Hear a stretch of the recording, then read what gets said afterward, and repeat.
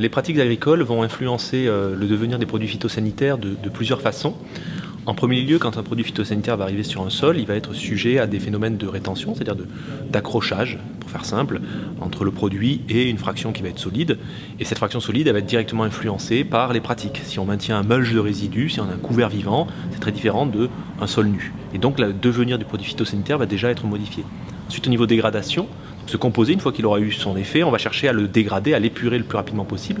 Et là, des pratiques agricoles vont pouvoir permettre d'améliorer un petit peu la dégradation si elles favorisent l'activité biologique, notamment microbiologique, bactérienne et fongique, pour dégrader ces produits. Alors pour autant, il ne faut pas en attendre une dégradation complète et totale des produits. Il y aura toujours des résidus, mais on peut déjà faire en sorte que les pratiques améliorent cette dégradation. Et enfin, sur les trois voies de ce qu'on appelle la dispersion dans l'environnement, donc volatilisation, c'est-à-dire remobilisation dans l'air, lixiviation, plutôt on va dire entraînement vertical et risque de contamination des nappes, ou ruissellement de surface ou de subsurface. Là encore, les pratiques vont jouer.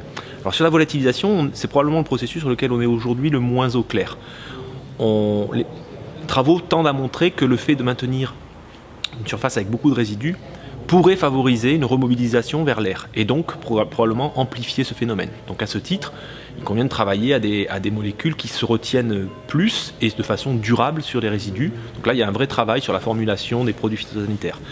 Sur l'aspect ruissellement, pour le coup, les pratiques de non-travail du sol, de mise en œuvre de cultures intermédiaires, de rotation diversifiée, tentent à réduire ces phénomènes d'entraînement par ruissellement et érosion associée.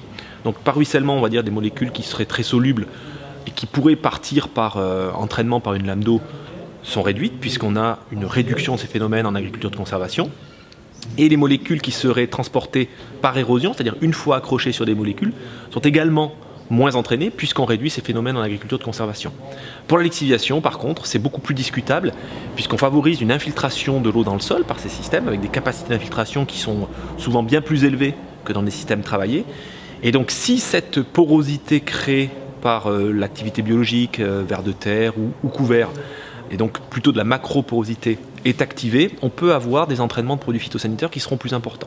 Donc là, il faut jouer sur d'autres leviers pour réduire les contaminations. En premier lieu, vraiment travailler dans le système à faire en sorte que le levier chimique phytosanitaire soit utilisé en dernier recours, de façon à éviter à les gérer après, à les dégrader. Le deuxième levier, ça va être des pilotages, quand on est par exemple dans des systèmes irrigués, un pilotage plus fin de l'irrigation pour éviter que la macroporosité soit activée et que donc on ait des entraînements importants. Voilà, donc...